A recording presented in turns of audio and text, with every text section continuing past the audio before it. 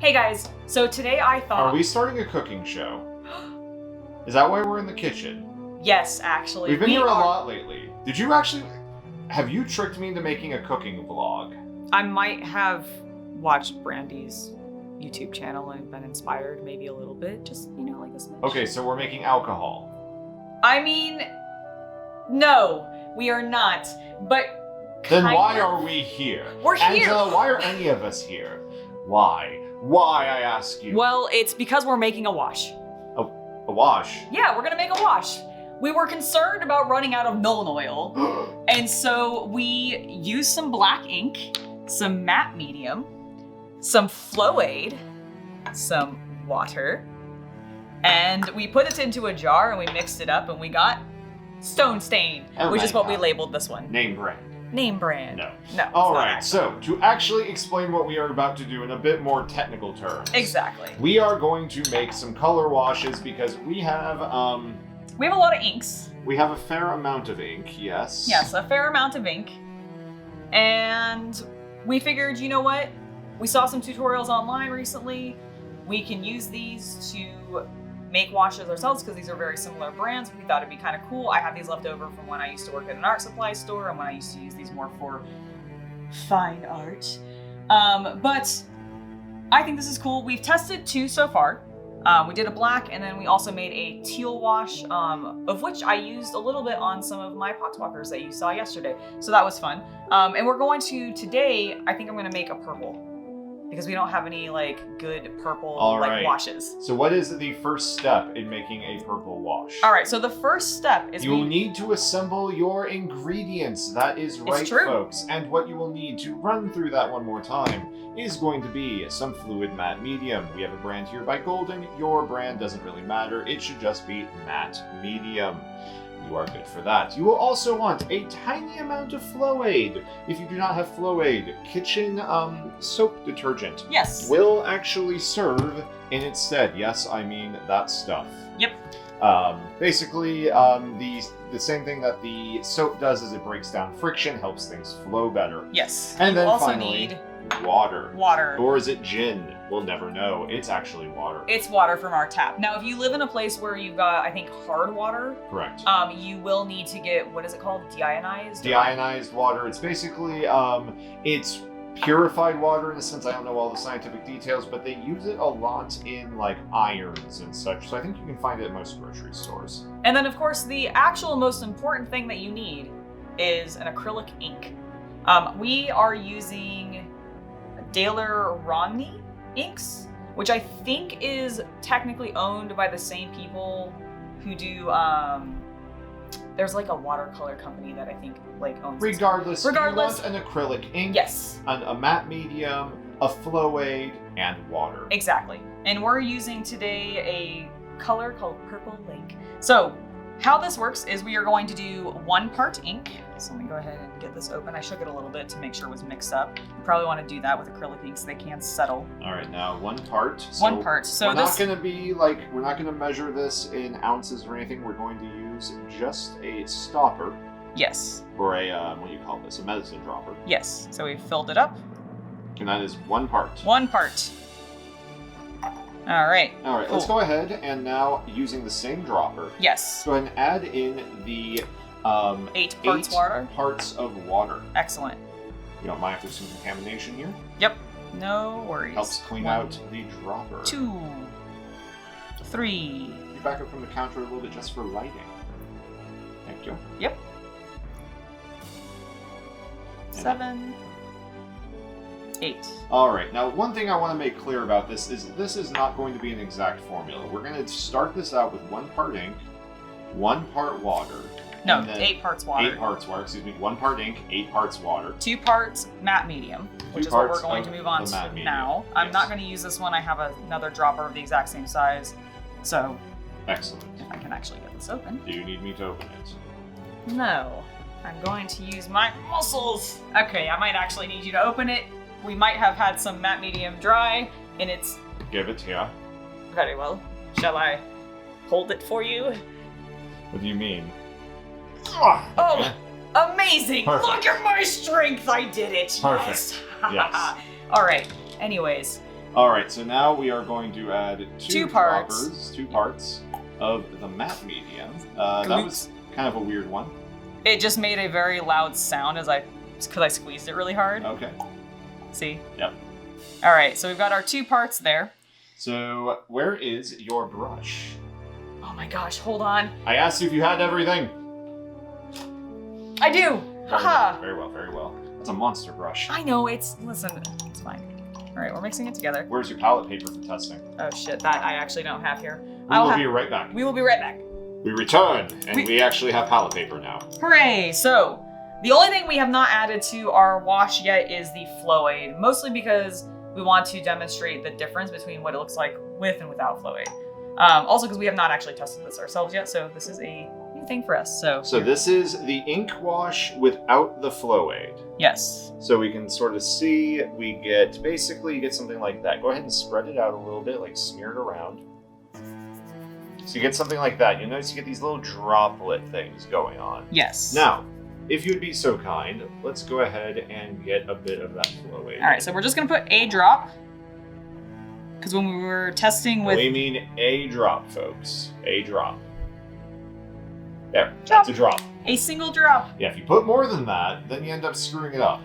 Well, not screwing it up. You have to water it down a lot. Yeah, then you have to water it down a lot more. And you have to add which more is what we ink. did actually with like the black one, I Yes, think. and now we can see a very different flow pattern. It will still behave somewhat the same. Yeah, they'll still end up getting into these beaded, like these beads. See, this bead moisture. So what this beading is actually telling me Yes. is we have too much water. Yes, which means we need more matte medium. We do need to add more matte medium to this to stop it. Sorry about the overexposure.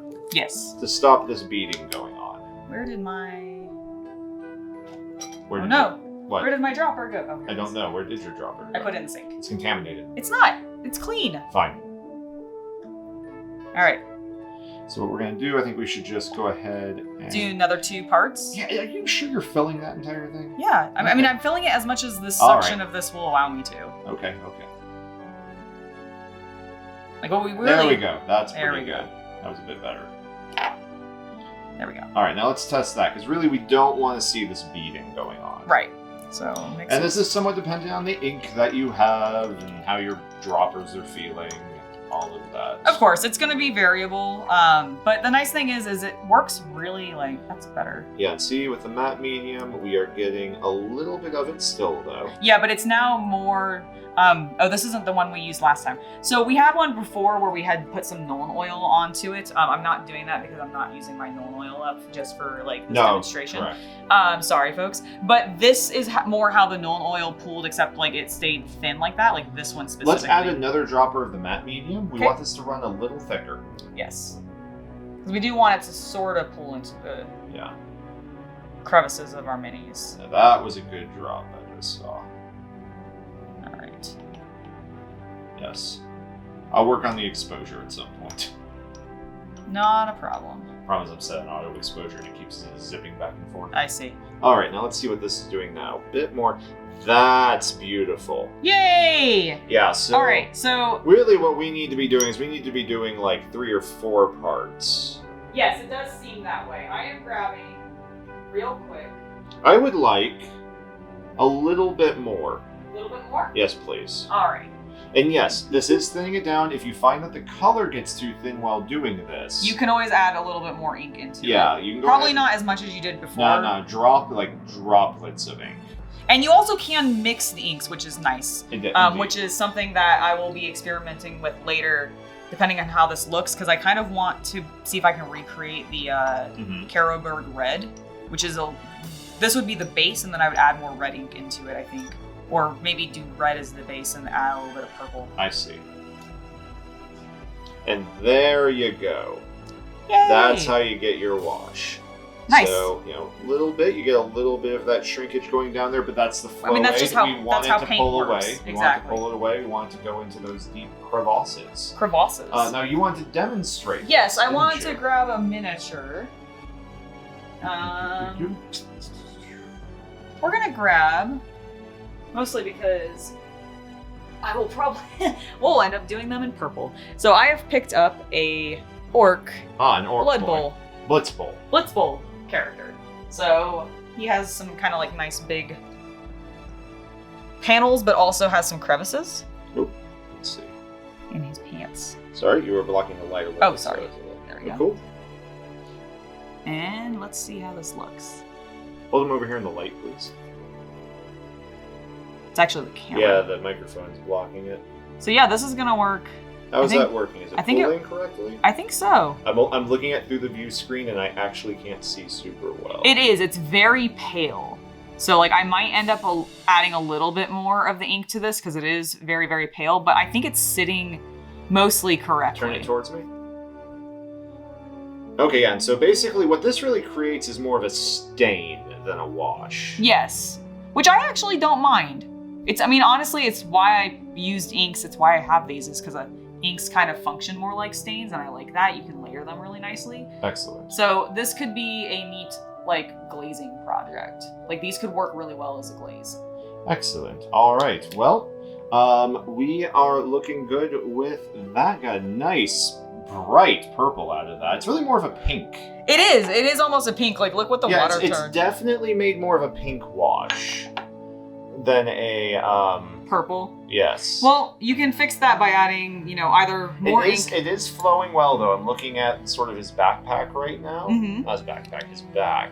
Yeah. And we're definitely getting some flow and some crevices. It's not a replacement for washes, folks, for professional ones, but if you got ink laying around for some reason, it will serve, and you can make a crap ton of it. This works really well. It's also very inexpensive. It's very inexpensive, great for terrain. Yes, great for terrain. Like if you're doing big batch terrain projects, you got like a bunch of the Imperial ruins or something, you want to do them really, really easily, very inexpensively.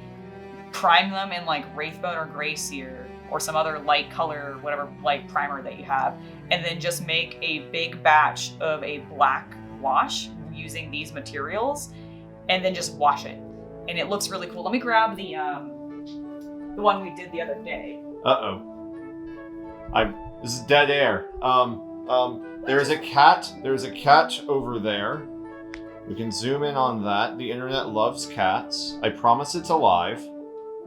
It may not look like it, but in fact, that is a living creature on that couch. Yes. She's a slug. It's fine. It's fine. Yeah, she's a living slug. So. All right, and we are back. We are back. Excellent. Hooray! I think a little bit of dead air would have been fine. No. But here. This is what we did for. Actually, here. In the light. There you please. Go. Okay, I will put him in the light. Oh, sorry. All right. How's that? That is something resembling focus, and that is actual focus. Hooray! So this guy, tilt him towards the camera a little bit for me, please. Of course. So this little guy was done up in just sort of a black ink wash. Yeah, so we mixed in the exact same way that we talked about. This Can you one. tilt him towards me a little bit, please? Yep. There we go. You can turn him a little. You can sort of see, great for giving you sort of just a basic stone sculpture feel. Yes. Once again, these behave more like stain is really the best word, I think, for them. Yep, I think so. And the blue that we did, the teal, is here. This is a test piece. Yeah, this is a test piece, so like we just have a bunch of different things on here. You can see on sort of the cowl thing around the neck, and turn it over, we can see the hammer a little bit better. And we can see the hammer where we got sort of that ethereal blue effect. Exactly. And then this is actually what the black wash did before we added 1 more ink and 2, I think, more matte medium to it. It did like this little bit more smudgier effect. I'm going to try and leverage that for a team of Stormcast. In fact, these ones here. And maybe you guys will get to see them later. Who knows? But is there anything else you have to say to the world, Angela? Stay safe and wash your hands, and I'll see you tomorrow. Whoop, whoop.